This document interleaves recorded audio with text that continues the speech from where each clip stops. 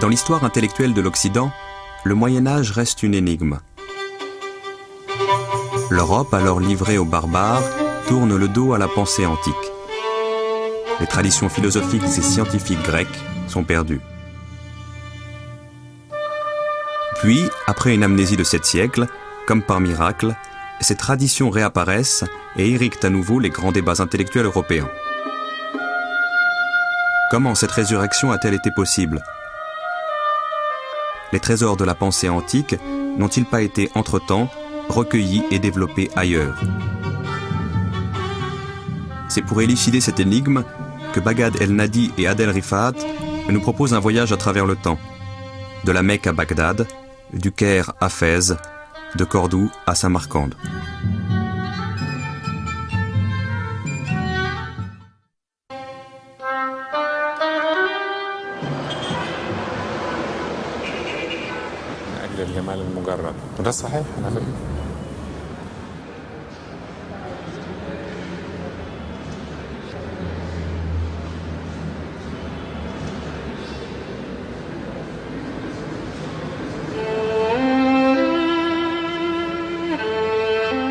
Des centres médicaux existaient dans les grandes villes de l'Empire romain.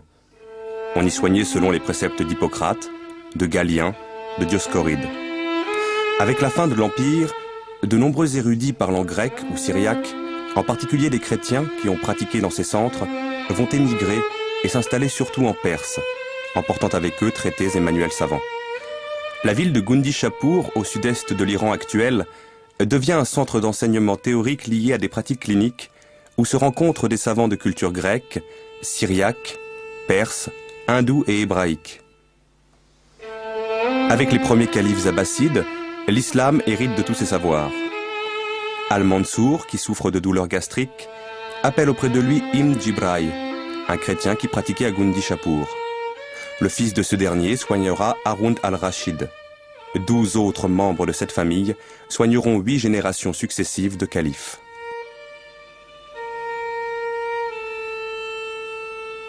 Au début du IXe siècle, Al-Ma'amoum place à la tête de Beth al-Hikma, la maison de la sagesse, un chrétien nestorien, Yohanna ibn Massawai, qui écrit un nombre considérable de livres médicaux. Unayn ibn Ishaq, un autre chrétien nestorien, le plus célèbre de ses élèves, a traduit en syriaque et en arabe la plupart des traités médicaux connus à son époque, dont la moitié des écrits d'Aristote. Il a joué un rôle considérable dans l'élaboration du vocabulaire scientifique en arabe.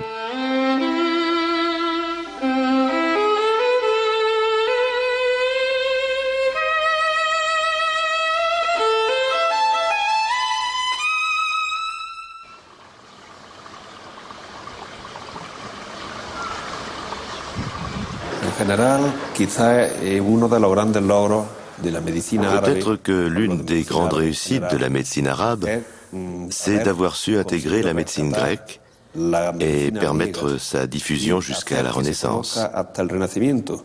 Ainsi, grâce aux Arabes, un grand pont de connaissances s'est établi entre le 8e et le 14e siècle. Ils ont eu cette curiosité de s'intéresser à la médecine grecque qu'ils ont assimilée et ensuite développée. Ainsi, grâce à eux, la Renaissance a pu découvrir la médecine de Galien, la médecine d'Hippocrate et la médecine gréco-romaine.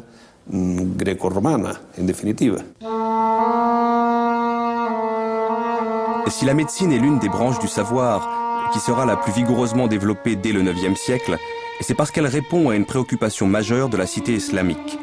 Soigner le corps pour élever l'âme. Le soin du corps, loin de nuire au salut de l'âme, permet au croyant d'assumer au mieux sa destinée terrestre. Car c'est en s'impliquant pleinement dans chacun des actes de sa vie, avec ses sens comme avec son esprit, que le croyant s'ouvre à l'infinie diversité du dessein de Dieu. Dès lors, la notion même de santé englobe le physique, le psychique et le spirituel. Elle se conçoit comme une harmonie à sauvegarder ou à retrouver entre ces 3 niveaux d'être, entre la personne, son environnement immédiat et des forces qui le dépassent, qui sont à l'œuvre à l'échelle de l'univers. L'homme musulman ou le scientifique, qu'il se consacre à l'exercice de la médecine ou à la société, doit respecter le principe qu'il faut toujours prendre soin d'un homme. malade ou en bonne santé. Et surtout veiller à ce que l'homme malade soit toujours intégré dans la société. Au Moyen-Âge, l'attention portée aux malades n'est pas la même dans le monde musulman que dans le monde chrétien. Chez les musulmans, le malade n'est pas isolé. C'est une personne que la société accepte. Non seulement le malade souffrant d'un mal bénin et passager, que l'on soigne normalement dans un cabinet médical, mais aussi celui qui souffre de maladies graves, comme la lèpre ou la folie, est quand même intégré socialement. La lèpre ou la folie n'empêche pas le malade de s'intégrer dans la société. En terre d'islam, le fou est considéré comme un illuminé. Et tant qu'il n'est pas agressif, il peut vivre en toute liberté.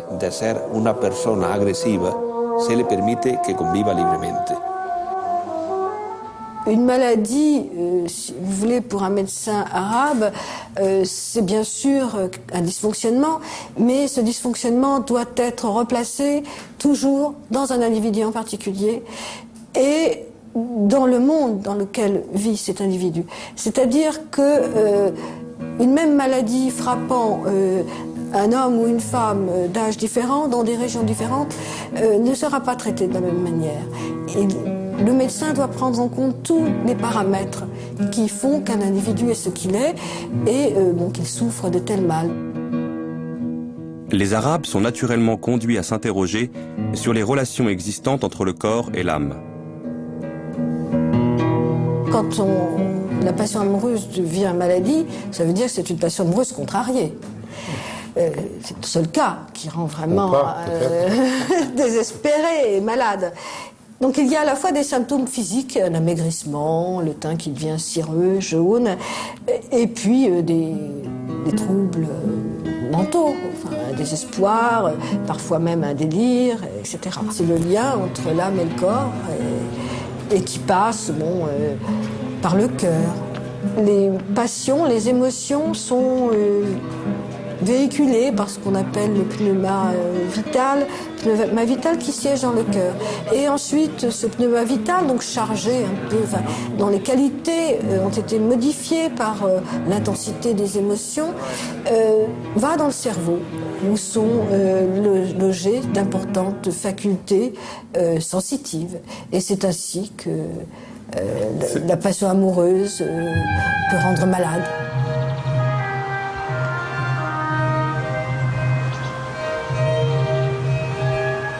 Ils allaient pouvoir lier un immense savoir théorique à l'observation sur grande échelle de cas cliniques, et ce, avec le développement des hôpitaux. L'hôpital est une des grandes réalisations de la société islamique. Centre de traitement médical et maison de convalescence, c'est aussi un asile d'aliénés, ce qui est sans précédent, ainsi qu'une maison de retraite pour vieillards et infirmes privés de famille.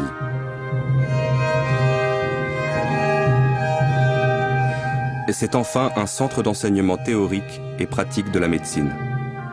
Le plus ancien des hôpitaux connus a été créé par Haroun al-Rachid vers 800 et sera suivi de 5 autres au début du Xe siècle. On distingue déjà maladies féminines, maladies mentales, troubles gastro-intestinaux, oculaires, fièvre, soins chirurgicaux, rhumatologie. Bimaristan.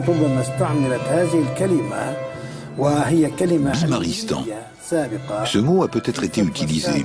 Il s'agit d'un mot scientifique ancien à une époque bien antérieure. Bimar signifie le malade. Stan signifie le lieu.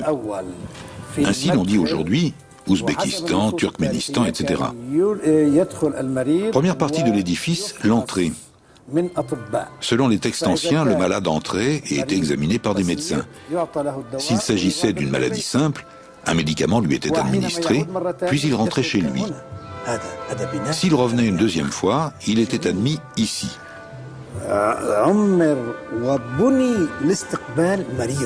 C'est un superbe bâtiment, très beau. Il a été construit pour accueillir le malade, pour que le malade puisse y vivre et guérir.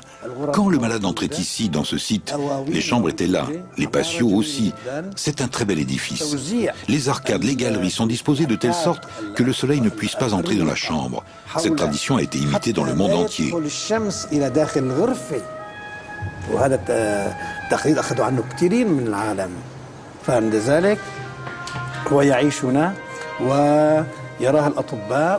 Le malade vivait donc ici, voyait les médecins, profitait du soleil, de l'air, mais il n'était pas en prison comme en Europe, où l'on mettait 5 malades dans le même lit et les lits dans une grande salle.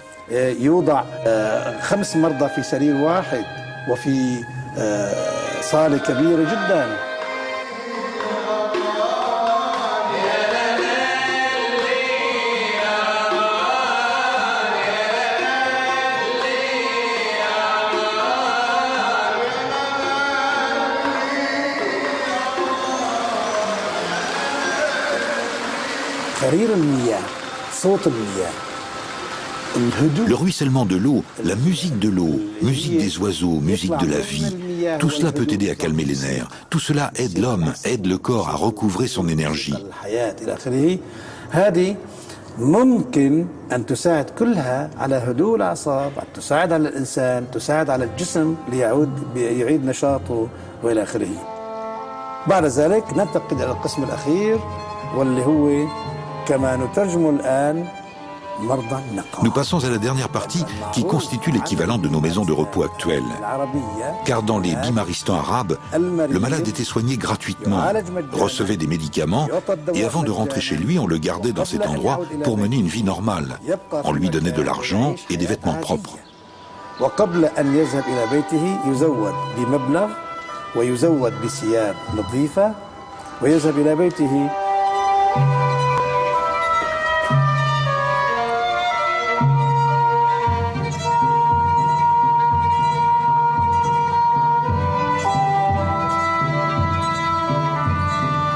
Par ailleurs, des suivis quotidiens sont fournis aux prisonniers et des dispensaires itinérants sont mis en place pour sillonner diverses provinces de l'Irak.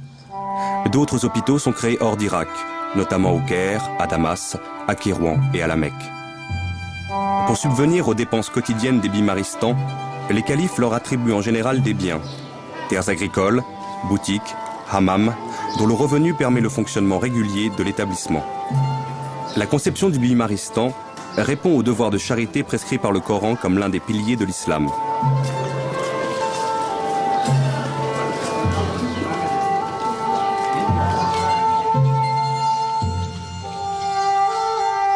Les hôpitaux sont parmi les plus beaux titres de gloire de l'islam, s'écrit l'Andalou Ibn Jouber. L'hôpital marque en effet de manière éclatante l'avance prise par la médecine islamique sur la médecine occidentale jusqu'à la Renaissance. Le diagnostic est un moment essentiel de la pratique médicale. Bien interroger le malade, écrit Al-Razi, est l'une des choses les plus utiles dont on ait besoin, après la connaissance parfaite de l'art médical. Le traitement des malades est consigné, souvent au jour le jour, par le médecin. C'est par la somme de leurs observations que les médecins font école. Leurs disciples pouvant travailler selon leurs résultats et leurs conseils, transmis dans des ouvrages dont certains resteront pendant des siècles des références essentielles. Certains des livres qui ont exercé une influence déterminante, aussi bien dans le monde islamique que plus tard en Europe, sont dus à Al-Razi, plus connu sous le nom de Razès, dont le fameux Kitab al-Hawi témoigne d'une démarche clinique exemplaire. Il y reconnaît sa dette envers ses maîtres grecs, tout en les dépassant là où l'expérience directe lui permet de le faire. Pour chaque maladie, il mentionne l'ensemble des données transmises par ses devanciers et ajoute son propre jugement, en ne se contentant jamais d'un argument d'autorité.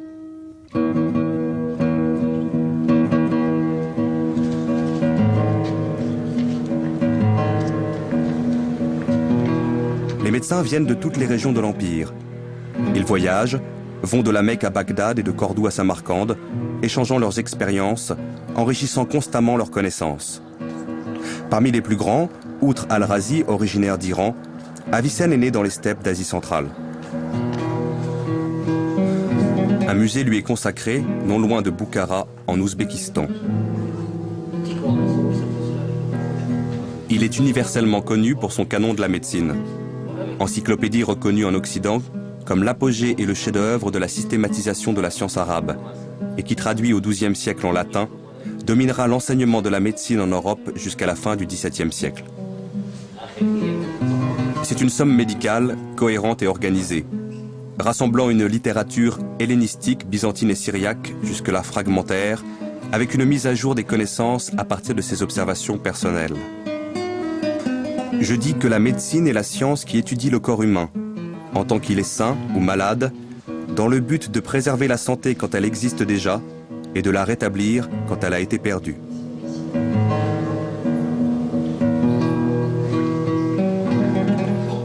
Avicenne, c'est celui qui a effectivement essayé de construire un enseignement de la médecine d'une certaine manière, de rassembler tout de manière didactique. Et cette manière didactique se retrouve dans le plan de son canon, qui à première vue peut paraître un peu compliqué, mais une fois qu'on l'a assimilé, il est très pratique. Donc c'est un livre qui a lui-même 5 livres, chaque livre étant divisé de manière très subtile en sections et sous-sections. Le premier livre, ce sont les principes généraux, à la fois de l'anatomie, de la physiologie, et puis de la pratique, d'une certaine manière. Quels sont les grands principes qui doivent guider le praticien, les principes de régime, les principes d'attention à la vie du patient. Le deuxième livre, ce sont les médicaments dits simples, donc les végétaux, les minéraux simples, qui ont un effet sur le corps humain, soit pour le préserver en santé, soit pour le guérir quand il est malade. Dans le 5e livre, il y a une énumération donc des médicaments composés qui vont allier bien souvent un principe actif dû à leur vertu, à leur forme spécifique, à d'autres ingrédients qui vont avoir pour but de faciliter la pénétration de cette substance ou bien par la même occasion de rétablir un équilibre. Donc les médicaments composés forment une partie très importante de la thérapeutique médiévale arabe.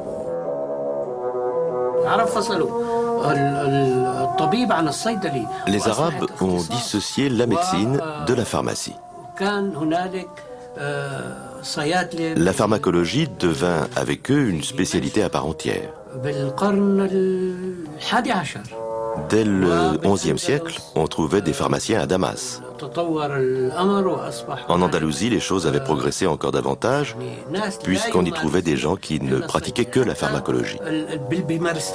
On cite dans un de ces bimaristans une pharmacie dirigée par un chef pharmacien, le cheikh des pharmaciens, ce qui suppose qu'il avait des aides pharmaciens. Là, nous n'avons pas de témoin face à nous de ce grand apport de la médecine arabe, mais qu'il ne faut pas négliger, qui est très important, qui est celui dans le domaine de la pharmacopée, des plantes. Et là, il y a vraiment un apport de différentes régions. C'est la situation politique du monde arabe qui l'a favorisé. Il y a non seulement l'héritage grec, grâce notamment à la matière médicale de Dioscoride, qui était transmise en arabe très tôt, mais aussi des apports venant de l'Inde, d'Iran. Et donc il y a vraiment un accroissement considérable des connaissances en matière de botanique et de pharmacopée. À Cordoue, à la même époque, Aboul Qasim al-Zahraoui fait avancer la science de la chirurgie et des instruments chirurgicaux. Aboul Qasim Zahraoui, connu en latin sous le nom d'Aboul Cassis, est l'auteur d'un ouvrage de chirurgie très célèbre, le traité d'exposition des matières. La dernière partie de l'ouvrage, ces 3 derniers chapitres, sont consacrés à la chirurgie. La chirurgie dans son sens le plus large, la chirurgie gynécologique, la chirurgie ORL, la chirurgie générale et la chirurgie dentaire. Zahraoui a inventé et développé environ 200 instruments. Je ne parle pas de machines, des instruments chirurgicaux que l'on peut trouver de nos jours dans les musées. Certains de ces instruments ont naturellement été améliorés et continuent d'être utilisés aujourd'hui. Leur structure d'origine est empruntée à ceux de Zahraoui.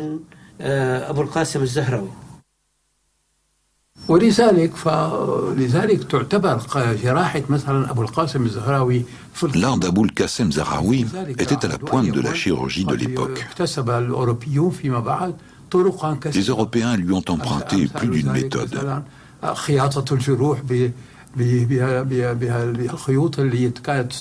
Comme par exemple la suture à base de fils fabriquée à partir de boyaux d'animaux considérés comme très résistants. Bien des techniques portant sur la chirurgie interne et externe restent valables.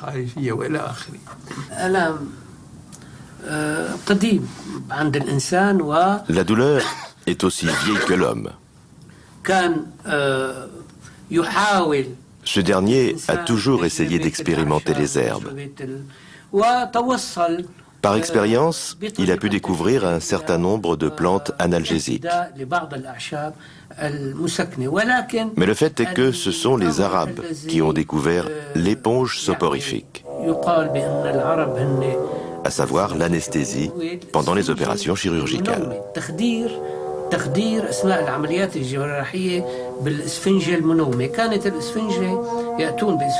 Ils utilisaient une éponge humide saturée de jusquiame blanche, d'opium, de mandragore et de toutes les matières somnifères connues. Ils la mettaient sur le nez du patient. Le patient, paraît-il, s'endormait et les opérations douloureuses pouvaient être pratiquées pendant son sommeil. Les Arabes ont également pratiqué la dissection. La dissection est la base de la chirurgie. Le chirurgien doit étudier l'anatomie avant de pratiquer la chirurgie sur l'homme. Aux Arabes revient le mérite d'avoir découvert des aspects anatomiques mal compris par les anciens. À titre d'exemple, la mâchoire inférieure. Les anciens disaient qu'elle était composée de deux parties séparées par une espèce de couture. Abdel Latif el-Baghdadi est venu contredire cette idée en affirmant, avec tout le respect dû à Galien, l'œil est plus sûr que l'oreille ou les récits rapportés. Nous avons vu de nos propres yeux dans les cimetières du Caire des milliers de mâchoires inférieures d'une seule pièce.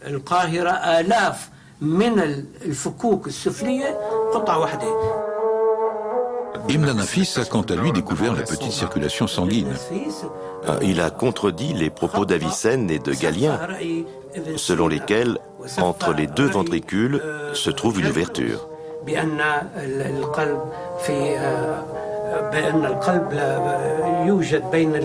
Il a affirmé que la cloison qui sépare les deux ventricules est sans ouverture aucune.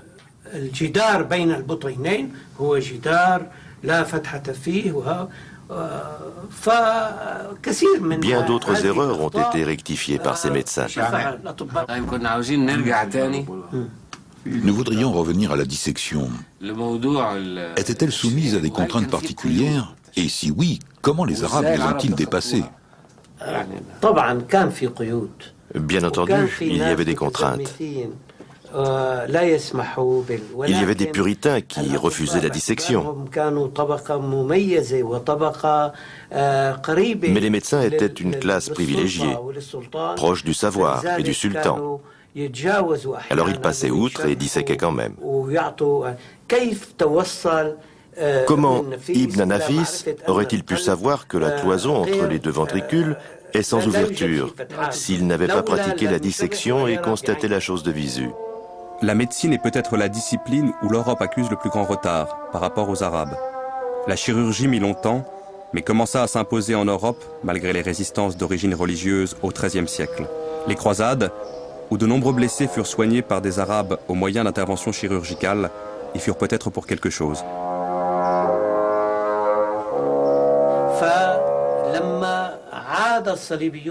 Lorsque les croisés retournèrent en Europe, après que les Arabes eurent récupéré la Syrie, la province de Cham, ils demandèrent au pape Innocent III de leur faire construire des bimaristans, semblables aux bimaristans arabes. Contrairement au bimaristan, où l'on s'efforce de guérir le patient en lui offrant des soins personnalisés, les hôtels-dieux d'Occident se contentaient de rassembler les malades sans avoir les moyens de leur procurer de véritables soins médicaux. Il faudra attendre la fin du XIVe siècle pour que dans les hôpitaux d'Europe, qui étaient d'abord des hospices, on note une présence médicale plus ou moins régulière.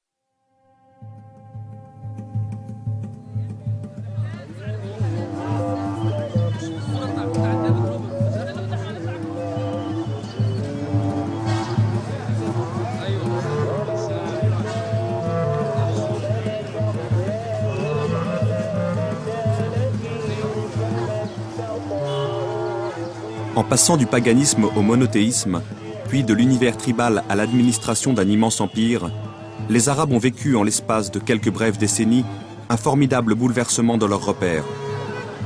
Dès la deuxième moitié du 7e siècle, ils affrontaient des défis qu'ils n'avaient pas imaginés, à une échelle totalement nouvelle pour eux.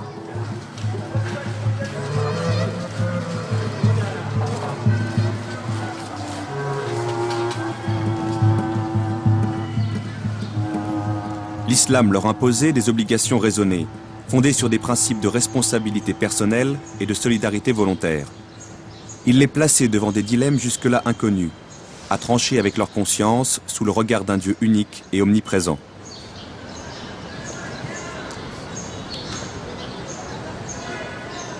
Chaque croyant était incité à connaître la parole de Dieu, éclairée par les enseignements du prophète, pour s'en inspirer dans la conduite de sa vie. Il lui fallait donc apprendre à lire cette parole, à la comprendre, à l'interpréter face à des situations toujours changeantes. L'islam exhortait ainsi tout naturellement le croyant à un effort de recherche et de raisonnement personnel. Assalamu alaikum wa rahmatullahi wa barakatuh. Ismi Muhammad Zakaria Zain al-Abidin, talib Indonesia. Ana aid fi Mas 5 سنين ودلوقتي على الحمد لله في سنة أولى أصول الفقه واخترت الأزهر بالدراسة يعني كما قال رسول الله صلى الله عليه وسلم اطلبوا العلم ولو بالسين يعني. Dès le lendemain de la mort du prophète, en 632, les musulmans ressentent le besoin urgent de collecter et de coucher par écrit ses paroles, d'après les témoignages directs et indirects de tous ses compagnons.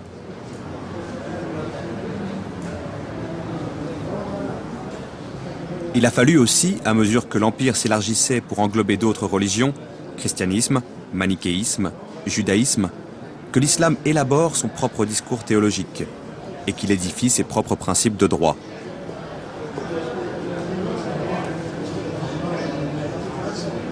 Cette immense entreprise qui posait les fondements mêmes de la cité musulmane ne s'est pas faite dans des cadres dictés par l'autorité politique.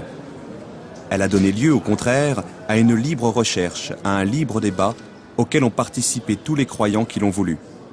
L'État était encore tâtonnant et les chercheurs religieux tiraillaient entre des exigences contradictoires. C'est pourquoi les divergences ont souvent mené à des dissensions, à des excès, à des schismes.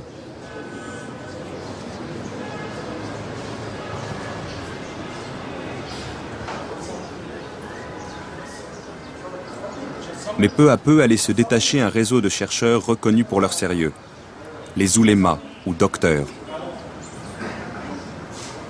Dans une société qui cherchait encore ses repères, de plus en plus de gens allaient s'en remettre aux oulémas, pour qu'il leur trace des lignes de conduite privées et publiques accordées à l'esprit de l'islam. بسم الله الرحمن الرحيم. السؤال: الزواج الشرعي الصحيح وكيف أن الإسلام أعطى للمرأة حقها ولم يضيعها، فكما أوجب للمرأة حقوق كذلك أيضا أوجب للرجل حقوقا على المرأة.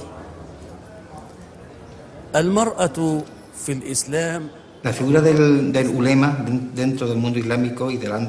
L'ouléma dans le monde islamique, et plus particulièrement dans Al-Andalus, représente une figure propre au monde arabe.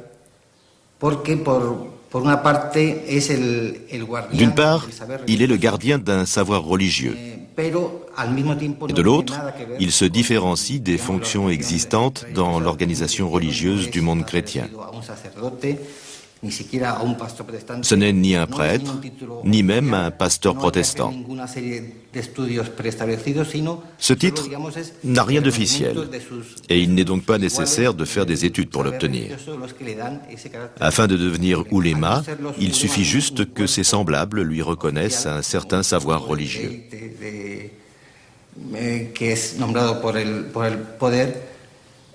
Bien que les oulémas ne fassent pas partie d'un corps officiel ou d'un corps d'élite nommé par le pouvoir, ils sont les médiateurs entre le pouvoir et le peuple. Mais c'est un équilibre parfois fragile. Ainsi, on pourra voir les oulémas s'ériger tantôt en émissaires du peuple, en chef de file lors d'une rébellion contre le pouvoir, et parfois se ranger complètement du côté du pouvoir. Ceci lorsque leurs intérêts sont en jeu ou lorsqu'ils estiment que le pouvoir a raison. Il ne se fie qu'à leur opinion personnelle pour intervenir en faveur des uns et des autres.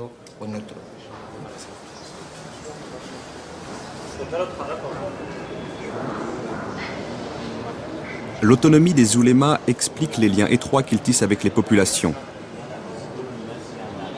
Elle explique également la méfiance, voire l'hostilité ouverte entre certains d'entre eux et les princes qui se voient censurés au nom de la religion.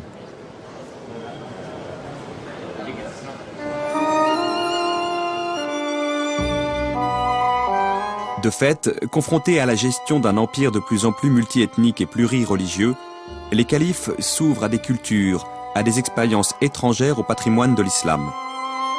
Et pour ce faire, ils s'appuient sur une élite de clercs et de lettrés non religieux qu'ils encouragent à puiser dans les savoirs perses, indiens et grecs.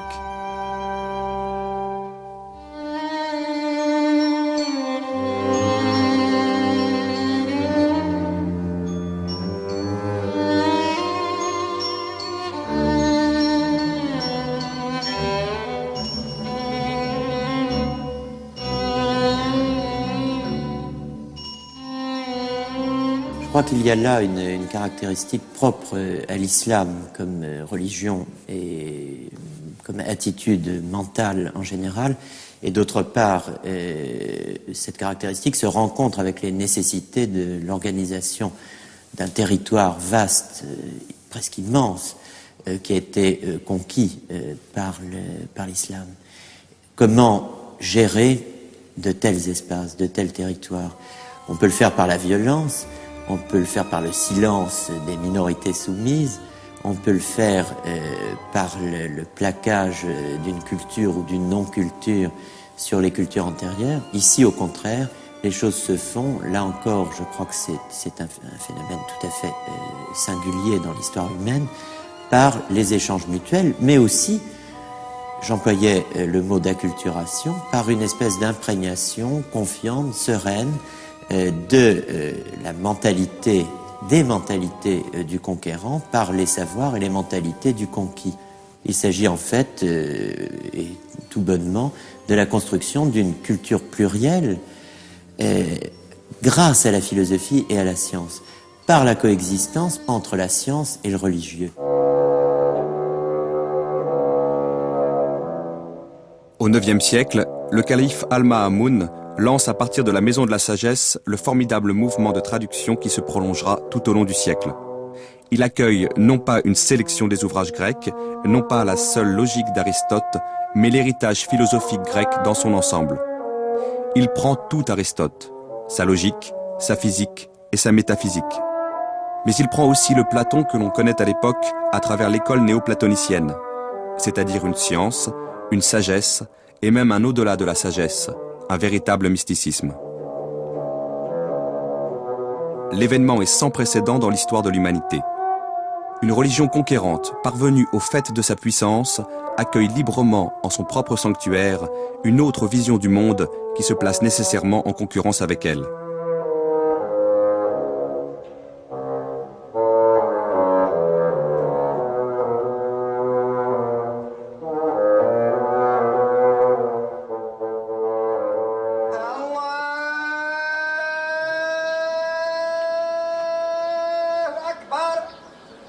L'apport le plus original de la philosophie en terre d'islam consistera dès lors à penser pour la première fois le rapport entre la parole de Dieu et l'expérience humaine, entre le savoir et la sagesse. La plupart des philosophes s'appliqueront notamment à situer l'enseignement coranique par rapport à la pensée des Grecs. Cette réflexion se développera avec les apports majeurs d'Al-Kindi, d'Al-Farabi, d'Avicenne et d'Averroès.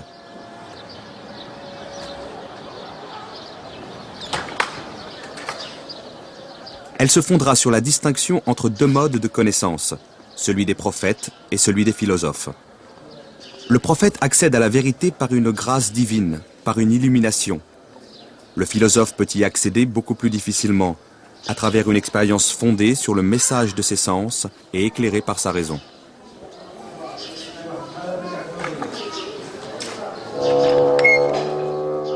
Pour les oulémas, cette proposition est sacrilège. La philosophie va trop loin lorsqu'elle admet que la raison humaine donne un accès direct à la vérité. Certains d'entre eux reconnaissent que l'usage de la raison peut être utile pour mieux pénétrer la parole révélée, mais sans plus. Seule la parole de Dieu est source de vérité. Entre philosophes et oulémas, c'est une lutte d'influence qui commence au IXe siècle sous Al-Ma'amoun. Elle durera jusqu'à la fin du XIe siècle en Orient et se prolongera en Andalousie jusqu'à la fin du XIIe siècle.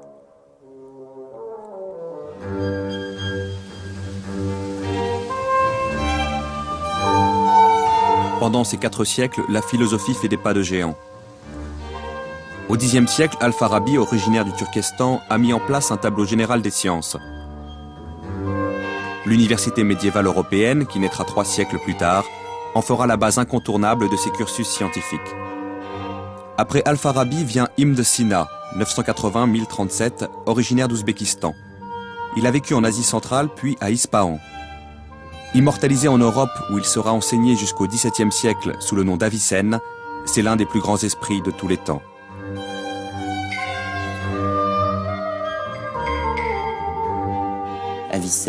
Avicenne a traité toutes les questions qu'avait traitées Aristote.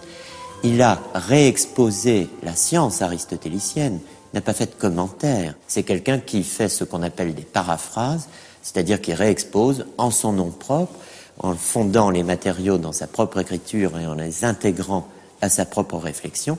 C'est quelqu'un qui aborde tous les problèmes et il propose des solutions nouvelles. Il le fait dans le domaine de la métaphysique. Tout le monde connaît Sartre, on connaît l'existence précède l'essence, on connaît l'existentialisme, et bien avant l'existentialisme, il y a eu un essentialisme et une théorie qui disait que l'essence précédait l'existence, la fondait et l'expliquait entièrement. Cette doctrine a été formulée par Avicenne, elle a dominé d'ailleurs toute la philosophie, quasiment jusqu'à Sartre. Alors après tout, ça n'est pas mince. Avicenne a fondé la psychologie scientifique. Tout le monde connaît Descartes, on connaît le dualisme cartésien. Qu'est-ce que le dualisme cartésien? L'indépendance de l'âme par rapport au corps, la possibilité de fonder une connaissance personnelle de soi indépendamment de la relation à la sensation et au corps. C'est le cogito? Eh bien oui, mais il y a un cogito avicénien. Il y a même un exemple fort célèbre, c'est la fiction d'un homme qui serait privé totalement de sensations, qui n'aurait jamais rien vu, jamais rien entendu, n'aurait jamais rien touché, et qui, au fond, n'aurait jamais, d'aucune façon, été en contact avec le monde extérieur et donc avec lui-même par les sens. Eh bien, dit Avicenne, il se connaîtrait lui-même car l'âme est indépendante du corps.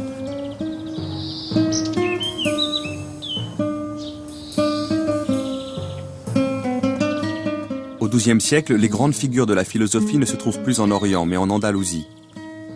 3 noms se détachent tout particulièrement. Ibn Baja, Ibn Tufail et Ibn Rushd, c'est-à-dire Averroès.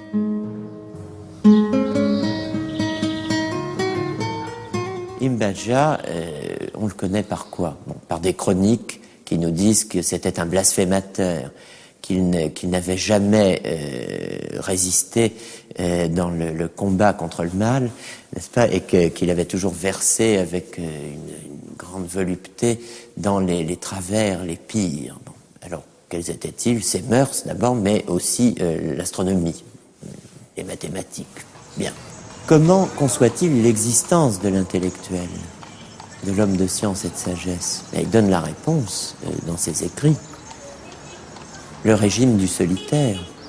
Le régime, cette notion curieuse de régime, elle intègre la diététique, comme aujourd'hui, l'art de prendre soin de son corps, mais c'est aussi le gouvernement de soi-même, le souci de soi, aurait dit Foucault. Le régime parfait, c'est le régime du solitaire, c'est-à-dire celui qui se retire de la société. Voilà le destin du philosophe. Les livres, la solitude. Ibn Tufail a vécu à Grenade, à Tanger et à Marrakech au XIIe siècle. Toute son œuvre a été perdue à l'exception d'un ouvrage, Ay Ibn Yaksan, traduit plus tard en Europe sous le titre Le philosophe autodidacte. Cet ouvrage met en scène un homme seul sur une île déserte. Cet homme va progressivement découvrir par lui-même toutes les grandes vérités et finalement voir la lumière de Dieu. Un prophète venu d'une île voisine lui confirmera que les vérités révélées par la religion sont celles-là même qu'il a pu atteindre de lui-même. Cet ouvrage, cité par Leibniz, précède de plus de 5 siècles Robinson Crusoe.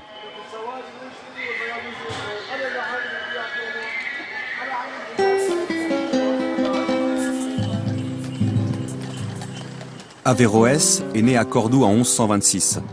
Il meurt en exil au Maroc en 1198. Il apparaît, un siècle après Avicenne, comme un autre géant de la pensée universelle. À la fois philosophe et juriste musulman, il a exercé les fonctions de grand cadi, grand juge, aux côtés du sultan Ya'aqoub al-Mansour, dont il fut un proche confident et à la demande duquel il rédigea ses fameux commentaires d'Aristote. Averroès, bien sûr, il est connu comme le commentateur d'Aristote. Il a rendu Aristote intelligible, ce qui n'était pas une mince affaire, mais c'est aussi quelqu'un qui a posé des questions très précises, comme celle du rapport entre religion et philosophie, religion et sagesse dans un espace entièrement dominé par la charia. La solution d'Avicenne, c'est de rendre la philosophie aussi religieuse que possible, de disputer à la religion son territoire et finalement de l'absorber. Averroès refuse cela, parce qu'Averroès vit dans un autre monde, il vit dans le monde almohade, à l'Andalous au XIIe siècle, il vit dans le cadre d'une réforme politique, religieuse, juridique, non seulement impulsée, comme on dit aujourd'hui, mais même vigoureusement imposée à la société musulmane, aux théologiens et aux juristes par le pouvoir almohade. Et Averroès est un intellectuel, c'est-à-dire quelqu'un qui intervient dans la sphère du politique et du religieux. Alors il pose la question de savoir si, enfin, le pouvoir religieux, les théologiens, cette classe inutile à ses yeux, qui n'a fait que multiplier les sectes et les hérésies au sein de l'islam, qui a déchiré, dit-il, les Écritures et qui a fait entrer dans le monde ce que l'islam eût ignoré sans cela, le fanatisme et l'intolérance. Bon, Averroès affronte cette question de la révélation. Si vraiment le Coran enjoint à tout homme, où qu'il soit, et selon sa capacité, de répondre à cette exigence, connaître à sa manière, selon qu'il en est capable, la vérité, alors on doit vraiment affronter cette question. Est-ce que la philosophie est licite en terre d'islam? Et sa réponse est oui, elle est licite, et elle est non seulement licite, mais elle est obligatoire pour ceux qu'on appelle les philosophes. Alors il faut qu'ils aient une place dans la société. Il n'a pu vivre philosophiquement que parce qu'un pouvoir le lui a permis. Lorsque le pouvoir politique lui retire sa protection, il n'a plus comme choix que l'exil. Le savant Maïmonide entreprend en même temps qu'Averroès un travail parallèle au sien. Il s'attache à penser à l'intérieur de la tradition juive la philosophie et les sciences grecques développées par les Arabes. Le Guide des égarés, son livre fondamental qui traite de la question, a naturellement été écrit en arabe.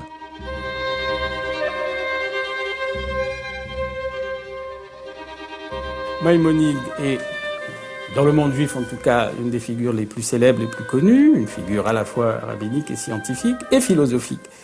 Lorsque le Guide des égarés, qui est un ouvrage théologico-philosophique, autrement dit on y parle de tout, y compris des sciences, lorsque ce Guide des égarés est traduit de l'arabe en hébreu, il va donc être accessible au monde et aux lettrés d'expression hébraïque, et on peut dire, sans forcer le trait, que c'est un véritable ébranlement. Si ces savoirs, qui ont une telle puissance de vérité, sont là, les savoirs scientifiques, gréco-arabes et arabes, la philosophie aussi bien que les mathématiques et que l'astronomie, je dirais même dans le cas de Maïmonide, surtout l'astronomie. Ces savoirs existent, ils sont là, ils offrent une formidable puissance de vérité. À nous d'être capables, dit Maïmonide, de saisir le lien qu'ils peuvent proposer entre l'interrogation sur le monde qu'offre la tradition religieuse, dans laquelle il est un des maîtres, et l'interrogation scientifique. Tout son Guide des égarés vise à répondre à cette question et à réduire les inquiétudes que pourrait susciter un éventuel conflit entre le monde de la tradition et le monde des sciences. C'est en ce sens que Maïmonide joue un rôle capital, fondamental, pour l'entrée des sciences dans le monde juif.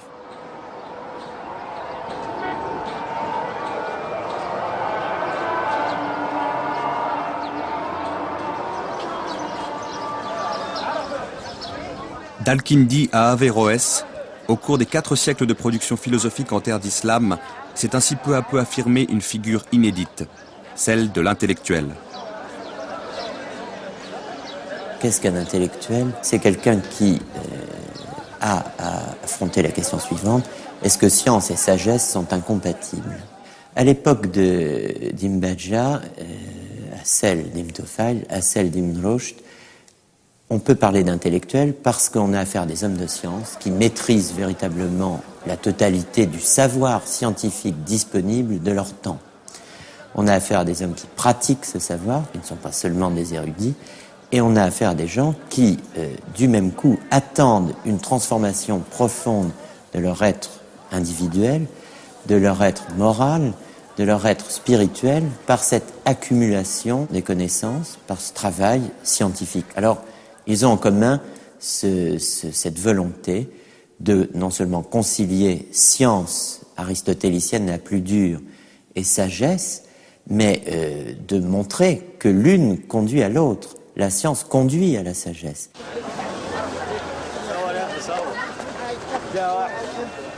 Cette figure de l'intellectuel qui ouvre un nouvel espace de liberté à la conscience humaine a devant elle un immense avenir. Mais cet avenir se jouera ailleurs, dans l'université médiévale qui naît en Europe au XIIIe siècle.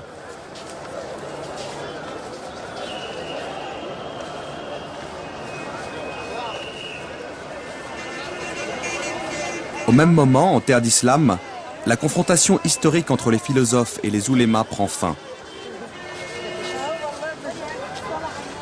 La parole des philosophes s'est tue en même temps que commençait à basculer le rapport entre le monde musulman et le monde chrétien.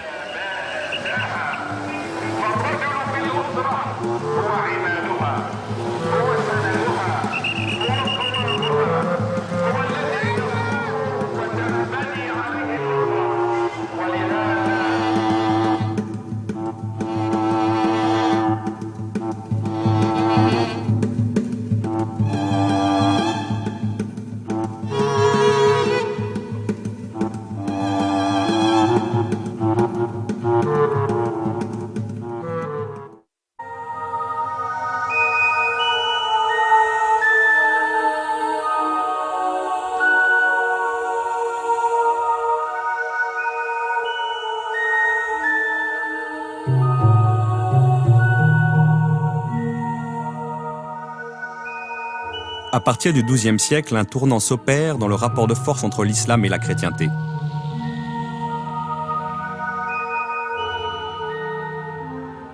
Déjà au IXe siècle, pour arracher l'Europe au chaos, Charlemagne a ébauché un empire doté d'une administration unique et relativement pacifiée.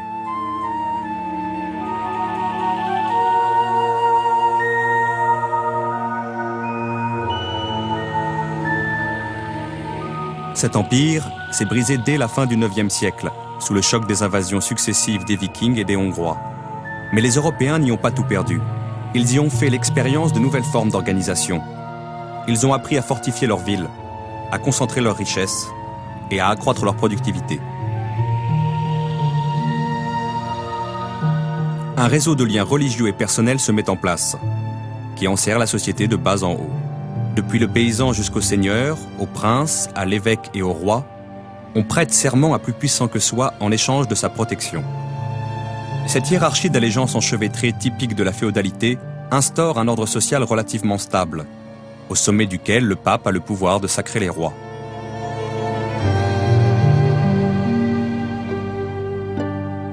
Pour éviter le retour des conflits incessants du passé, les seigneurs et les évêques promulguent la paix de Dieu, destinée à mettre fin à la guerre entre chrétiens.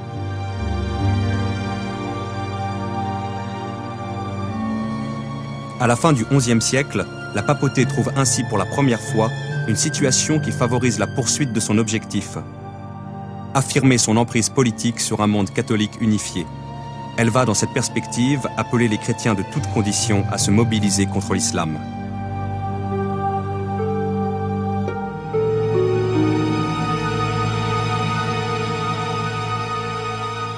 L'islam n'a jamais cessé de représenter pour les papes un défi historique. Mais jusqu'alors, ces derniers n'ont pu songer à se mesurer au calife, qui disposait sur eux d'une supériorité matérielle et technique écrasante. C'est cette donne qui a commencé à changer. Le monde musulman se morcelle. Dès le Xe siècle, face au califat abbasside de Bagdad, se dressait non seulement le califat omeyyade à Cordoue, mais aussi un troisième califat instauré au Caire par la dynastie des Fatimides. Ce nouveau centre de pouvoir provoquait au sein de l'islam un ébranlement majeur, parce qu'il se réclamait d'une doctrine schismatique, le chiisme, qui militait activement contre la doctrine sunnite en vigueur à Bagdad comme à Cordoue.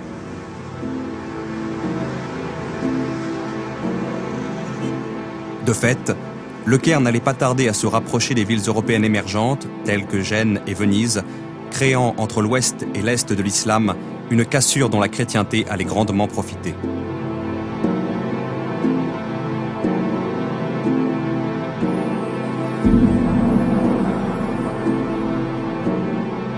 En Andalousie, le califat de Cordoue s'effondre au début du XIe siècle, et le pouvoir passe aux mains de petits rois qui entrent en guerre les uns contre les autres. Ils appelleront successivement à leur secours deux dynasties berbères venues du Maroc, les Almoravides au XIe siècle, puis leurs adversaires almohades au XIIe siècle.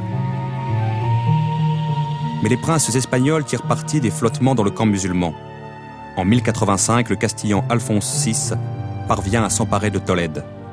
Presque en même temps, Roger Ier achève de conquérir la Sicile. À l'est, le califat de Bagdad est déchiré par des rivalités ethniques et dogmatiques qui favorisent l'émergence de principautés plus ou moins autonomes. Les califes font de plus en plus appel à des armées de mercenaires turcs. Et le véritable pouvoir finit par échoir en 1055 à l'une d'elles, celle des Turcs seldjoukides. Or, ces derniers rendent l'accès au lieu saint de Jérusalem de plus en plus difficile aux chrétiens.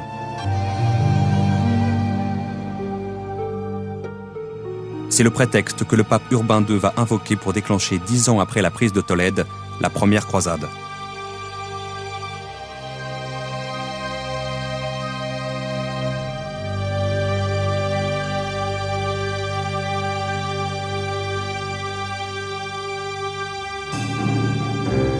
De 1096 à 1099, après une première vague de pèlerins mal équipés qui se font massacrer, 4 armées parties de France et d'Italie livrent de violents combats contre les Turcs seldjoukides, avant de s'emparer d'Édesse, d'Antioche et enfin de Jérusalem. C'est la naissance des États latins d'Orient. Leur survie justifiera de nombreuses croisades à venir.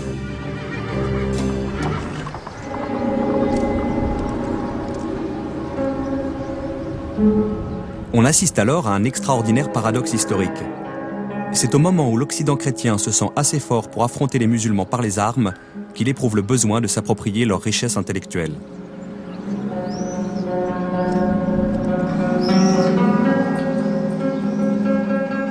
Tolède jouera à cet égard un rôle décisif. Première des grandes cités andalouses à être conquise par les catholiques, elle apparaît à ces derniers comme un lieu idéal de transmission des savoirs arabes à l'Europe latine. Il y a là en effet une concentration exceptionnelle de chrétiens et de juifs parlant arabe. Il y a aussi de riches bibliothèques contenant des textes de tous ordres qui n'attendent que l'occasion d'être traduits.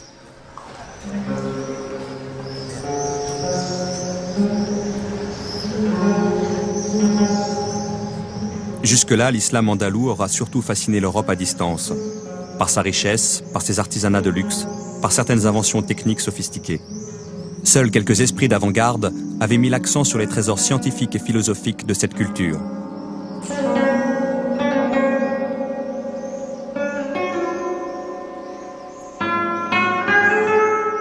Au Xe siècle, Gerbert d'Aurillac, le futur pape Sylvestre II, a traduit de l'arabe certains textes mathématiques.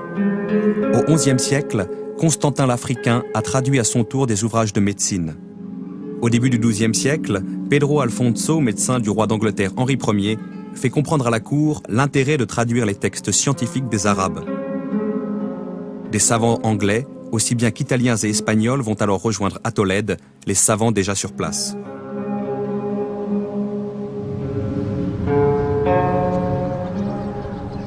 Les nouvelles autorités catholiques de la ville favorisent cet effort de traduction.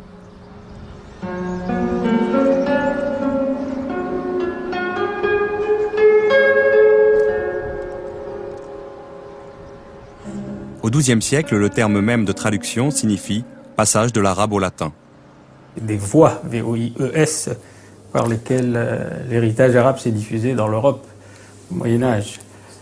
Elles sont aussi diverses qu'inattendues ou imprévisibles.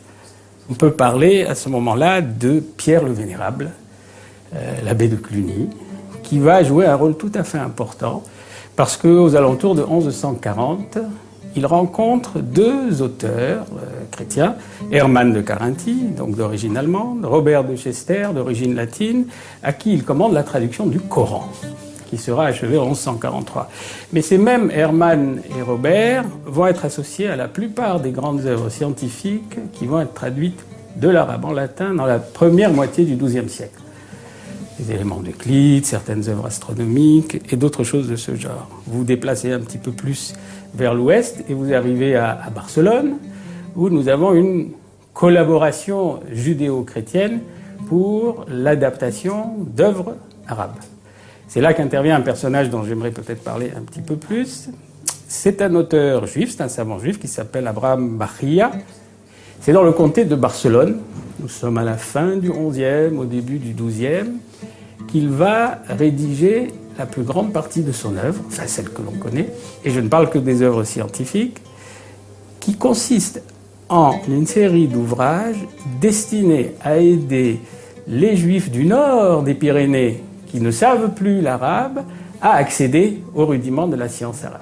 C'est extrêmement intéressant de voir que dans la plupart de ses préfaces d'ouvrages scientifiques, il répète « Je me suis servi des ouvrages arabes, j'ai adapté les ouvrages arabes, j'ai traduit les ouvrages arabes ». Un jour, il écrit un calendrier juif, et il dit « Si j'avais pu trouver dans les livres dont je disposais en Espagne un ouvrage arabe sur cette question, le calendrier juif, je m'en serais servi et je n'aurais rien ajouté de mon propre fait ».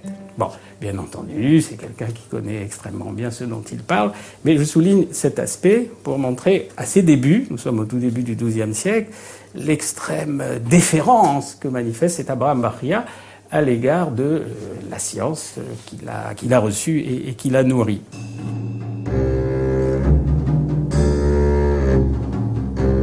En 1146, en Palestine, après la chute du comté d'Édesse, le pape Eugène III déclenche une nouvelle croisade. Y participent cette fois le roi de France Louis VII et l'empereur germanique Conrad III. Mais le bruit et la fureur des combats qui se déroulent en Terre Sainte ne ralentissent en rien les travaux de traduction engagés en Andalousie. Au contraire, pour aller de l'avant, l'Europe s'approprie le savoir qu'elle a découvert chez les Arabes. Le plus grand, le plus connu en tout cas des traducteurs latins du XIIe siècle, Gérard de Crémone, comme son nom l'indique, il vient de Crémone en Italie, apprend qu'à Tolède, là-bas, chez les morts, il y a des choses qui lui permettraient de comprendre l'astronomie. Il se rend à Tolède, il apprend l'arabe, il y passe des dizaines d'années, et on lui attribue, vers le dernier quart du XIIe siècle, 60 à 70 traductions de l'arabe en latin. Or, on ne prête qu'au riche, il n'a probablement pas traduit tout, et certains de ses élèves, à l'ombre de ce géant, ont perdu leur nom. Mais il a traduit. Il a traduit Ptolémée, il a traduit Euclide, il a traduit la médecine, il a traduit la philosophie. Il n'est pas le seul, mais je donne cet exemple. Et c'est le moment peut-être le plus important au XIIe siècle de la pénétration des sciences arabes dans le monde latin à travers ses ouvrages.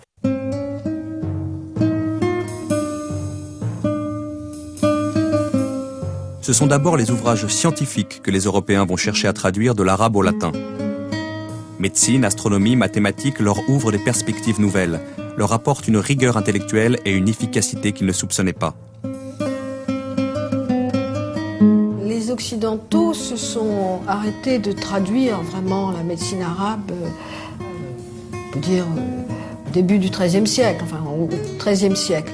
Et ce qu'ils ont traduit, c'est essentiellement ce qui était écrit en arabe avant le XIIe siècle. Donc, bien sûr, ce qu'ont connu les médecins médiévaux de langue latine est très très peu, enfin, par rapport à ce que nous pouvons maintenant répertorier de la médecine arabe. Mais le canon d'Avicenne a joué un rôle central. Il a joué un rôle comme un rôle de manuel, on pourrait dire, et même si les médecins, les lecteurs du canon d'Avicenne en Occident n'approuvaient pas toujours, n'adoptaient pas toujours les opinions d'Avicenne, préférant par exemple celle de Razès sur tel sujet ou celle de Gallia lui-même, c'était un support très important d'enseignement, des commentaires multiples ont été faits.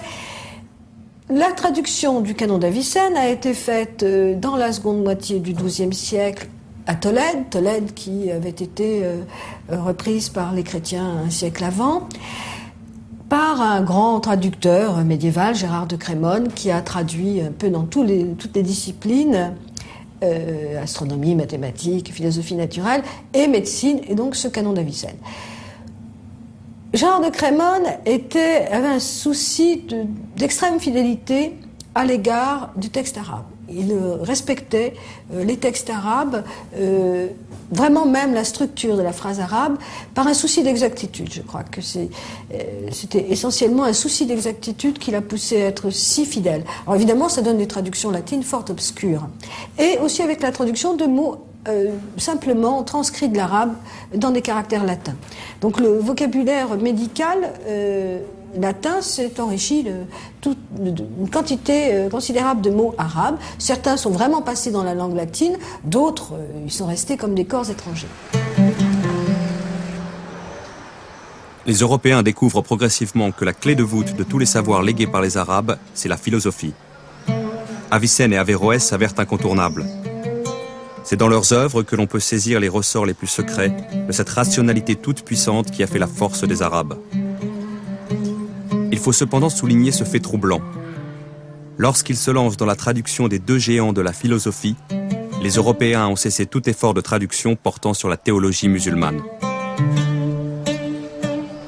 Vers 1140, l'abbé de Cluny, Pierre le Vénérable, il a fait traduire le Coran et 2 ou 3 petits ouvrages peu connus de l'arabe en latin. On aurait pu, sur cette lancée, traduire également des théologiens musulmans.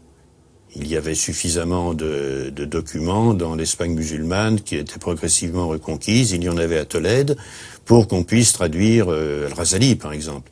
Eh bien non, on s'est contenté des philosophes, et il y a eu, semble-t-il, une occultation voulue, je dirais, j'aurais tendance à dire une censure, à l'égard des livres proprement théologiques de l'islam. On a traduit des philosophes arabo-islamiques, des philosophes qui avaient écrit en arabe, mais on n'a pas traduit de théologiens musulmans qui aient écrit en arabe. Le principal philosophe qui a été traduit dans cette seconde moitié du XIIe siècle, donc, ça a été Avicenne. On a traduit quelques petits textes d'Al-Farabi, d'Al-Kindi, mais enfin, ça ne pèse pas lourd à côté de la grande entreprise qui a consisté à traduire l'encyclopédie le Kitab al-Shifa, l'encyclopédie, la plus grande encyclopédie philosophique d'Avicenne. Mais on a commencé par les traités essentiels, on a traduit de la logique, on a traduit la métaphysique, on a traduit le livre sur l'âme, les livres sur l'âme, on a traduit donc des textes extrêmement importants. Et ça a été donc le premier rapport, le premier contact que l'Occident ait pu avoir avec une encyclopédie philosophique. Puisque, comme vous le savez, Avicenne réécrit Aristote. Il ne le commente pas, il le réécrit. Donc c'est bien un contact avec une philosophie proprement islamique que l'on a eu là. Et alors, Averroès a été traduit quelques dizaines d'années plus tard, notamment plusieurs endroits, mais notamment à la cour de Frédéric II, en Sicile donc. Ce qu'on a traduit d'Averroès, ça a été les commentaires d'Aristote, et notamment les grands commentaires. De cette façon-là, la plus grande partie de l'œuvre d'Aristote est entrée en Occident, accompagnée de façon différente par deux philosophes arabes ou d'expression arabe, qui étaient d'abord Avicenne, commentateur libre, et ensuite Averroès, commentateur minutieux.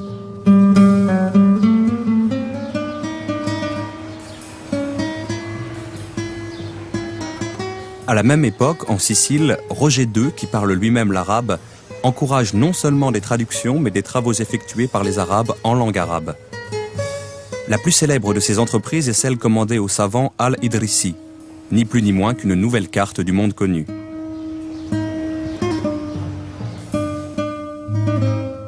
Le roi de Sicile, Roger II, qui commence à régner personnellement en 1120 et qui meurt en 1154, fait un programme de traduction et un programme d'études au palais que réalisera pleinement son fils Guillaume Ier. Donc on a véritablement une école du palais avec des traducteurs, mais alors à la différence de l'Espagne, ce qui est l'exceptionnel, c'est que les grandes œuvres ne sont pas les traductions, ce sont les œuvres originelles et elles se font dans les langues d'origine des savants.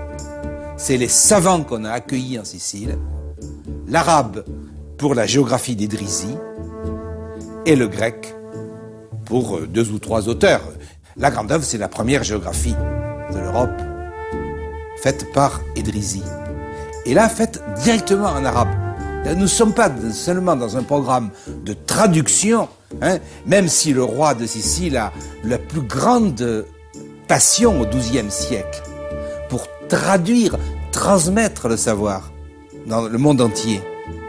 Il a un devoir de culture. Alors, avec Idrisi, c'est la dernière grande œuvre écrite en arabe, en Sicile, avec quelques livres de poésie.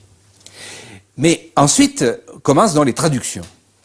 La voie, donc, par où passent ces traductions, eh bien, il est incontestable que, en Sicile, c'est déjà au XIIe siècle, au moment où prend le programme de traduction, où il est constitué, comme ce sera à la cour de Tolède, avec Alphonse X, le sage, au XIIIe siècle. C'est la voie royale.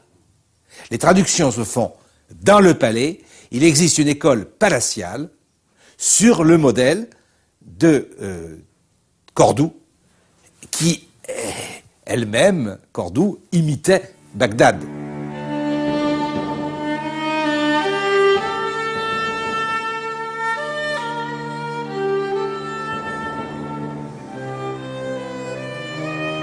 À la fin du XIIe siècle, d'importants événements se produisent en Orient. Les Fatimides ont perdu le pouvoir en Égypte. Ils sont remplacés par la dynastie sunnite des Ayyoubides, fondée par le grand Saladin, qui adopte une attitude très offensive face aux croisés.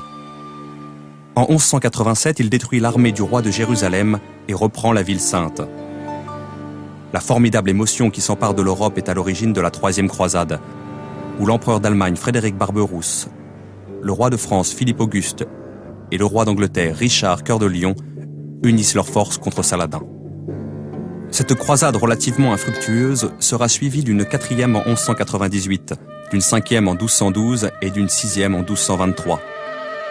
Les combats meurtriers alterneront avec des compromis qui seront remis en cause à la première occasion.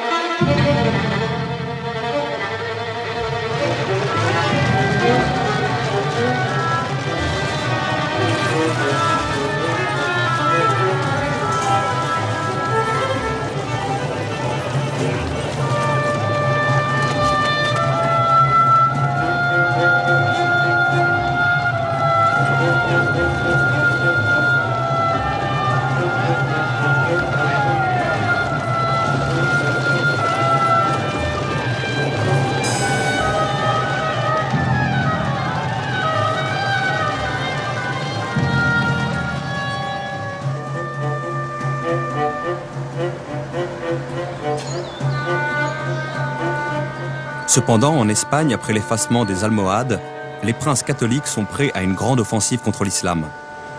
Ils prennent Cordoue en 1236, puis Séville en 1248. Ne survit désormais de l'épopée andalouse que le royaume de Grenade.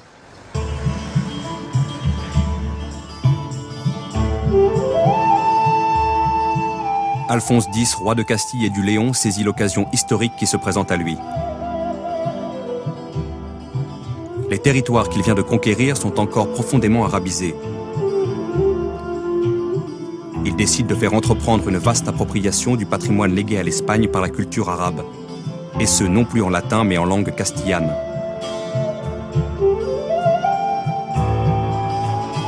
Sous son égide, une chronique générale des savoirs est mise en chantier, qui incorpore des sources arabes scientifiques et littéraires.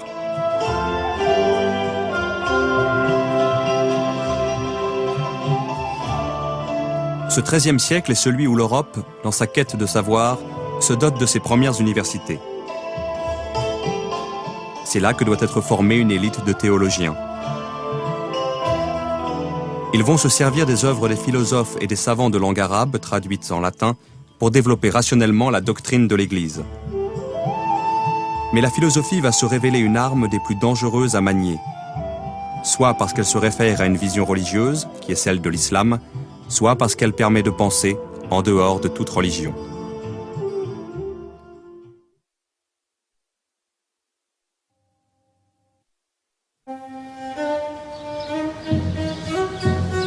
Étrange destin que celui de la philosophie arabe. Au moment où elle commence à irriguer une nouvelle pensée au sein des universités européennes, elle cesse d'être pratiquée en terre d'islam. À la fin du XIe siècle, on crée les madrasas, ou collèges religieux, pour y enseigner le Coran, le droit islamique et l'exégèse, mais pas la philosophie.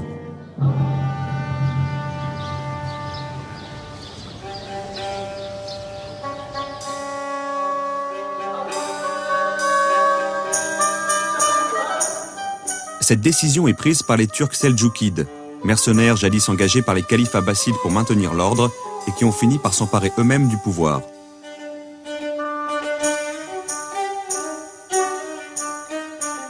Leur premier souci est de consolider ce pouvoir, notamment en formant un personnel spécialisé versé dans les sciences religieuses pour exercer les fonctions administratives, juridiques et celles liées au culte au sein de l'appareil d'État.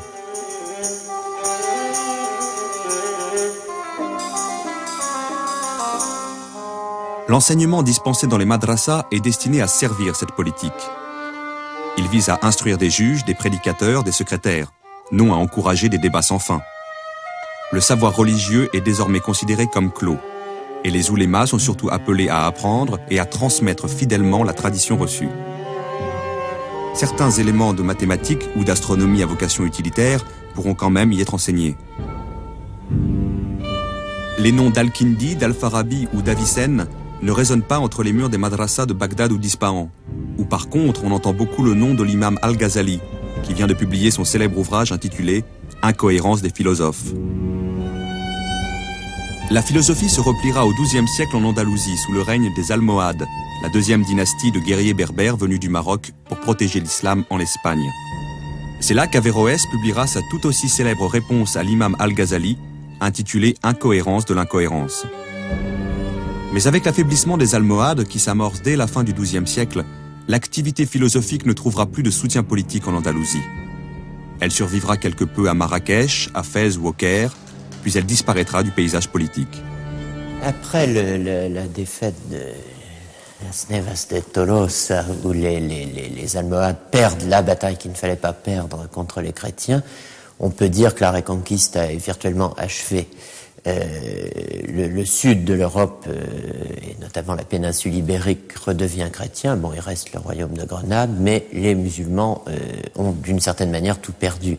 Ils ont perdu la prééminence politique et ils perdent ce qui là était assez imprévisible, du même coup, tout un pan de leur culture. Pourquoi est-ce que partout il y a cette constante, ce recul, ce retrait de la philosophie? Alors je crois qu'on peut donner deux explications. La première, c'est que le monde musulman a des universités, mais des universités religieuses. Du coup, certes, on enseigne quelques rudiments de savoir dits extérieurs, c'est le nom des sciences non musulmanes, nécessaires à la théologie et aux sciences religieuses d'une manière générale. Mais c'est un savoir qui se sclérose très vite. Les musulmans avaient donné une grande leçon à l'humanité avec la maison de la sagesse, en faisant traduire, en traduisant quasiment tout l'héritage humain disponible à l'époque. L'Occident latin traduit des ouvrages arabes, les musulmans ne traduisent pas d'ouvrages latins.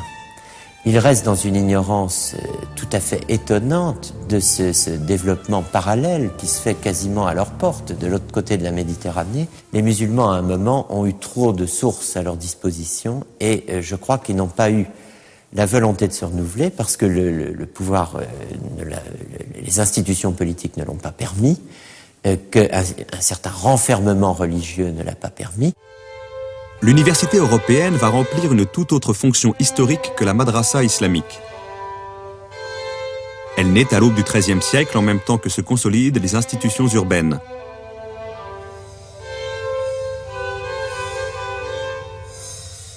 C'est une communauté qui se régit elle-même comme une corporation de métiers, où le recteur, le doyen, le chancelier sont élus et les maîtres choisis par leur pairs.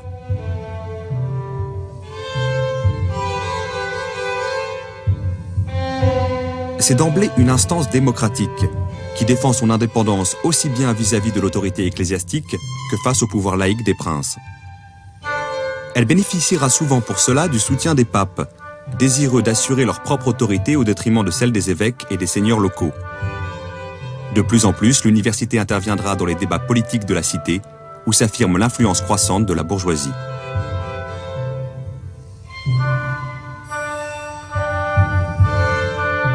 Pour préparer l'étudiant à une formation théologique de haut niveau, l'université commence par lui enseigner les 7 arts libéraux de la tradition gréco-romaine. Grammaire, logique, rhétorique, arithmétique, géométrie, astronomie et musique. Sous la pression de grands théologiens tels qu'Albert le Grand et Thomas d'Aquin, l'université s'ouvrira à la philosophie d'Aristote à travers les œuvres traduites d'Al-Farabi, d'Avicenne et d'Averroès.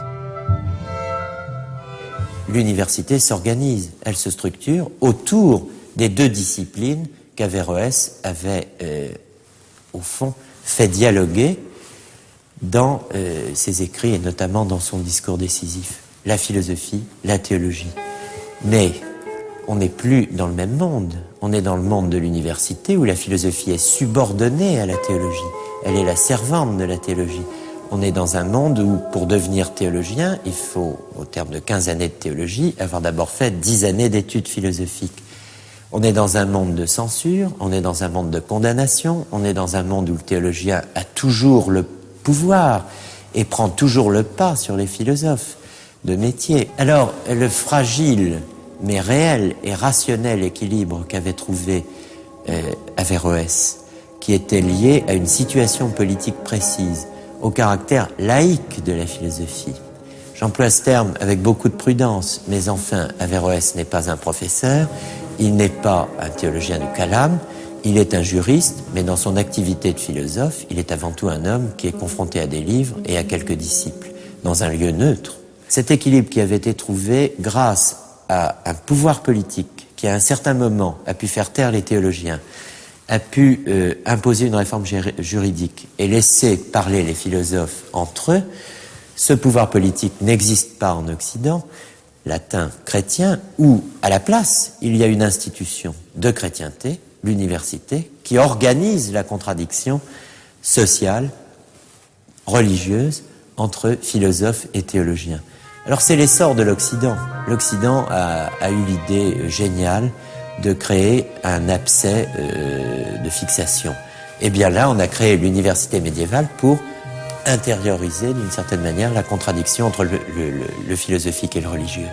Et le monde occidental a pris son essor.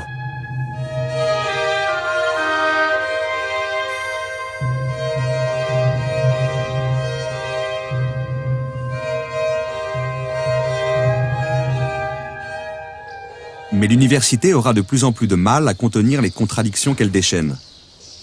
Rien n'est plus révélateur du caractère subversif de la philosophie arabe en terre chrétienne que les condamnations qui vont s'abattre sur saint Thomas d'Aquin lui-même. Pourtant, il s'efforce d'en tirer de quoi construire une théologie chrétienne qui mette la raison au service de la foi. Mais le maniement de l'arme philosophique risque à tout moment de se retourner contre la doctrine de l'Église.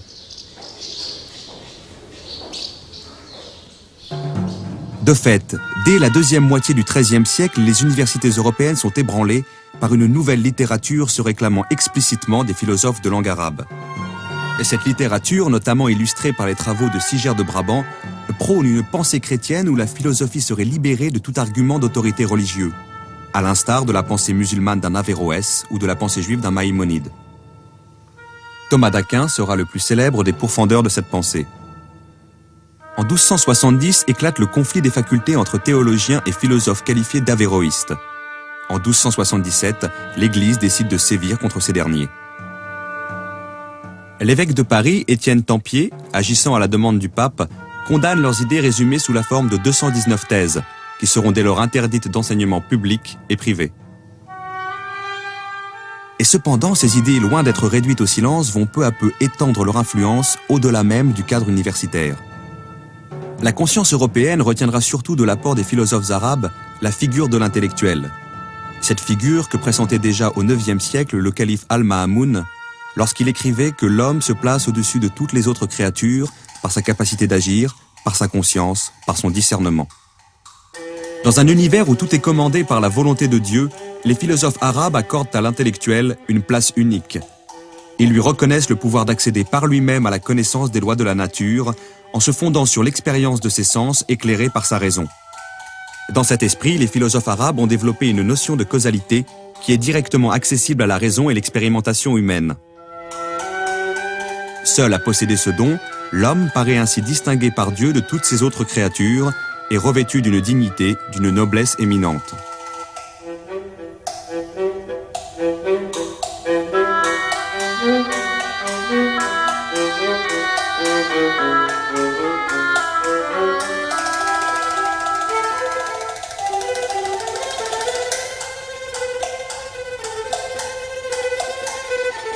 Et c'est par cette notion de noblesse de l'homme que la pensée des philosophes arabes a le plus fortement marqué les esprits. D'Albert le Grand et Dante à Pic de la Mirandole, elle éclaire les parcours qui conduiront peu à peu jusqu'à l'humanisme de la Renaissance.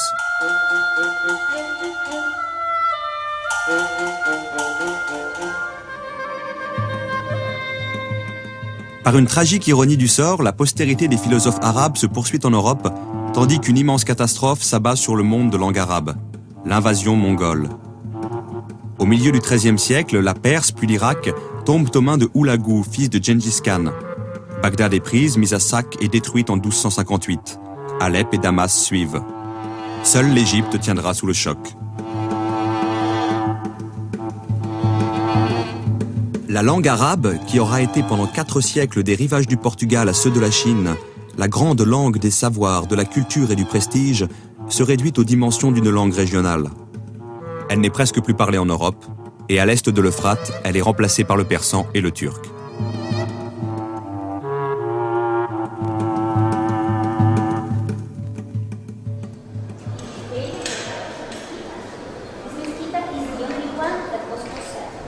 Les œuvres d'Avicenne ou d'Averroès, d'Al-Biruni ou d'Ibn al-Haytham, qui ne sont déjà plus lues dans leur langue d'origine, s'insèrent dans des débats étrangers au monde arabe, des débats proprement chrétiens.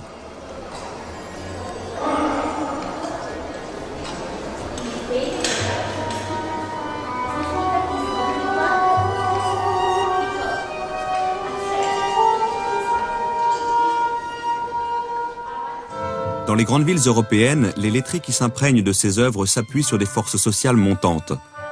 Les bourgeois et les artisans, dont le rôle ne cesse de croître, s'organisent pour contester les pouvoirs des seigneurs et des évêques.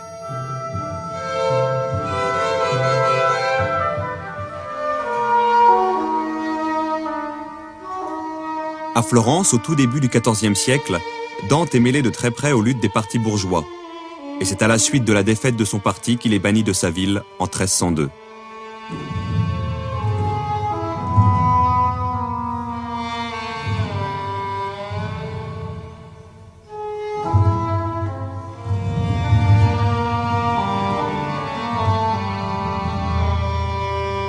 C'est en exil qu'il composera sa Divine Comédie, épopée cosmique qui est aussi un hymne à l'amour, où le savoir philosophique conduit finalement à la vérité de Dieu.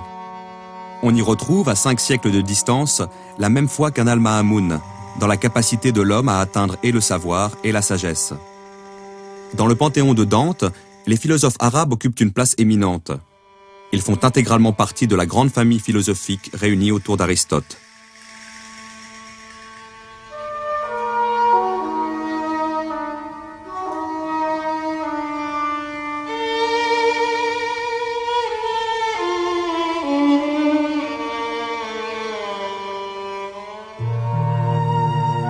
Mais quelques décennies après Dante, Pétrarque adopte l'attitude inverse.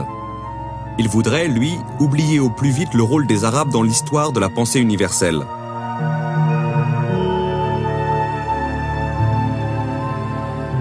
À l'un de ses amis qui admire les Arabes, Pétrarque répond rageusement « Je hais cette race. Il en faudrait beaucoup pour me persuader que quelque chose de bon puisse venir des Arabes. Nous aurions souvent égalé et quelquefois dépassé les Grecs, autant dire toutes les nations. À l'exception de vos petits Arabes ? Ô déshonorante exception.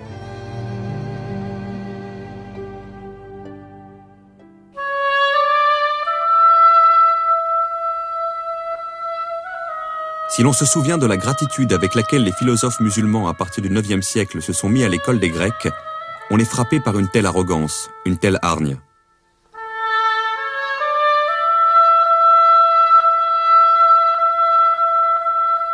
Si Pétrarque hait les Arabes, c'est d'abord parce qu'ils portent atteinte à l'autorité du christianisme, détournant les chrétiens d'une foi exclusive. Mais c'est aussi parce que les Arabes font écran entre les peuples européens et leurs racines grecques.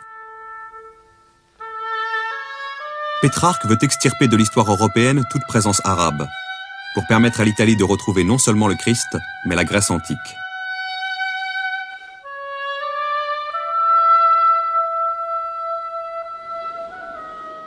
L'Europe que Pétrarque défend est en effet à la recherche de son identité. D'une identité commune, enracinée dans le christianisme, mais aussi d'identité nationale distincte, portée par des langues telles que l'italien, le français, le castillan, l'allemand. Cette Europe s'affirme par le rejet des religions musulmanes et juives, ainsi que par l'exclusion de la culture arabe.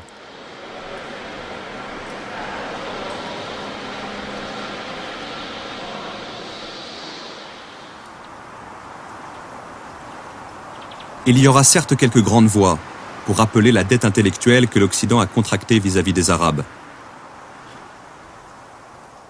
Pic de la Mirandole, apôtre de l'humanisme, la résume dans son discours sur la dignité de l'homme. J'ai lu dans les livres des Arabes qu'on ne peut rien voir de plus admirable dans le monde que l'homme. Mais ces voix se font de plus en plus rares.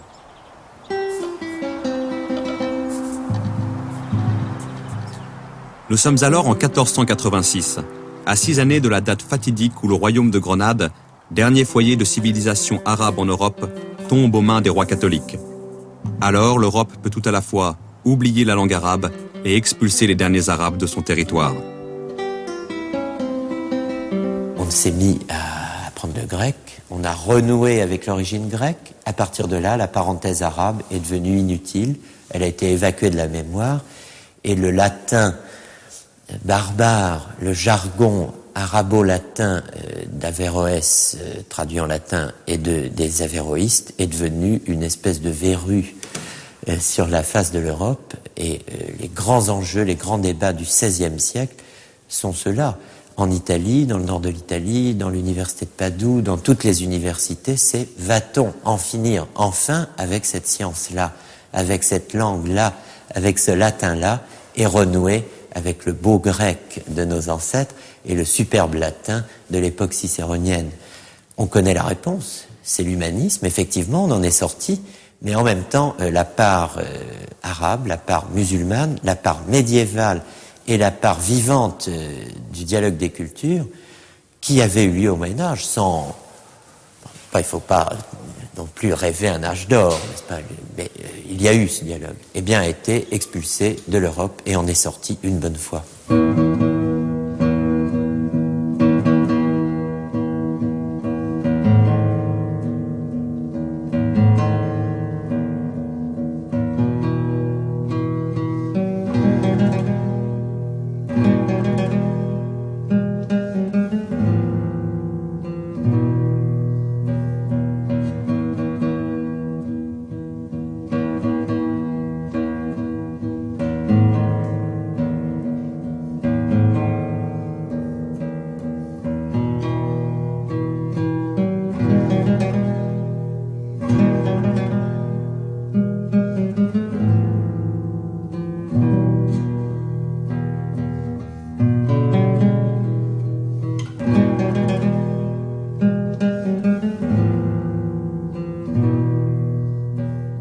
Une romancière égyptienne imagine la vie quotidienne des Arabes dans Grenade après sa chute.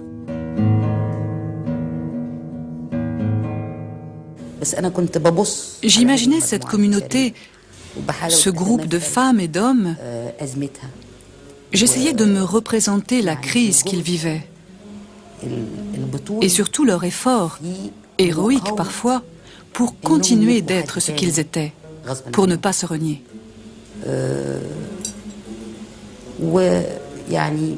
Je me suis retrouvée en train d'écrire sur Abou Jafar, El-Warraq, le libraire, et de m'attarder sur l'autodafé qui a eu lieu à Bab el-Ramel, la porte des sables.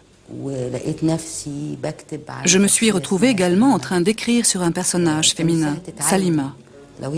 Elle brûlait du désir d'apprendre, ce qu'elle aurait pu faire si elle avait vécu en d'autres temps ou d'autres lieux, à Damas ou au Caire par exemple. Oui, elle aurait pu apprendre, bien qu'elle fût une femme. Mais à Grenade, après la chute, ce n'était plus pensable. Le simple fait de posséder un livre arabe vous exposait à être traduit devant les tribunaux de l'Inquisition. Parler en arabe vous faisait courir le même risque. C'était une époque ingrate, cruelle, qui mettait Salima dans l'impossibilité de réaliser son projet, de devenir elle-même. En 1499, Cisneros donne l'alternative suivante: le baptême ou la mort. Et c'est un choix libre. Personne ne peut contester le fait que selon le droit canon, ce choix est parfaitement libre. On peut toujours choisir la mort. Il est bien évident que la majorité des futurs ex-musulmans choisiront le baptême. Mais comme on ne leur donne absolument aucun enseignement religieux, ils restent musulmans objectivement. Mais à partir du baptême, ils deviennent des hérétiques. Et par conséquent, ils tombent juridiquement dans l'ère de pouvoir de l'Inquisition. Et là commence une longue histoire qui se terminera le 22 septembre 1609, quand finalement le décret de la déportation massive de tous les morisques, c'est-à-dire des musulmans convertis à la chrétienté, seront déportés d'Espagne. 1492, date de la chute de Grenade, est aussi celle du débarquement de Christophe Colomb en Amérique. L'Europe est partie à la conquête du monde. Rien ne l'arrêtera plus. Elle possède désormais sur toutes les autres sociétés un avantage décisif. Le parti pris de douter de tout.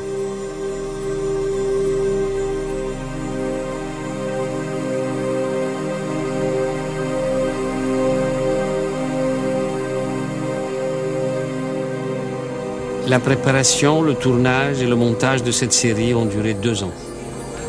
2 ans. 2 ans que nous avons vécu dans l'intimité quotidienne d'Al-Ma'moun, d'Al-Khwarizmi, d'Avicenne, d'Averroès. Pouvions-nous sortir indemnes d'une telle traversée? Pouvions-nous congédier ces fantômes sans un pincement de cœur? Du règne d'Al-Ma'moun au début du 9e siècle jusqu'au règne de Yaqub el-Mansour à la fin du 12e, la liberté de penser aura connu dans le monde arabe un moment clé de son aventure universelle. Pourquoi cette aventure s'est-elle arrêtée un jour chez les Arabes? Pourquoi s'est-elle prolongée chez les Européens? À une question aussi globale, l'historien n'a pas de réponse simple. L'événement naît de la conjonction de facteurs multiples dont le dénouement n'était pas écrit d'avance. Après coup, on peut mettre en avant l'un de ces facteurs, mais sachant qu'à lui seul, il n'explique rien. Dans le monde parlant arabe, la liberté philosophique a été voulue, financée, protégée par les princes. Elle répondait à un besoin, au besoin qu'ils avaient de comprendre le monde, pour bien gouverner un empire qui englobait de multiples ethnies, qui embrassait des cultures raffinées. Lorsque les divisions dynastiques et les revers militaires aidant, les princes ont cessé de nourrir cette ambition, les philosophes n'ont plus trouvé de soutien dans la société.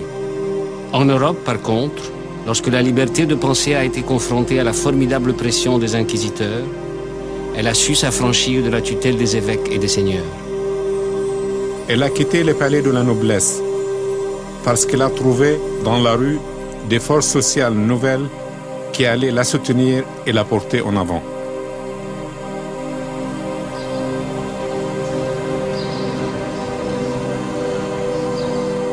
Dans les grandes villes d'Europe, l'expérience démocratique a fait émerger une figure historique nouvelle. L'individu libre de son corps et de sa conscience. L'étudiant, le commerçant, l'entrepreneur, le médecin, ils allaient peu à peu oser remettre en question le pouvoir des monarchies absolues et de l'Église.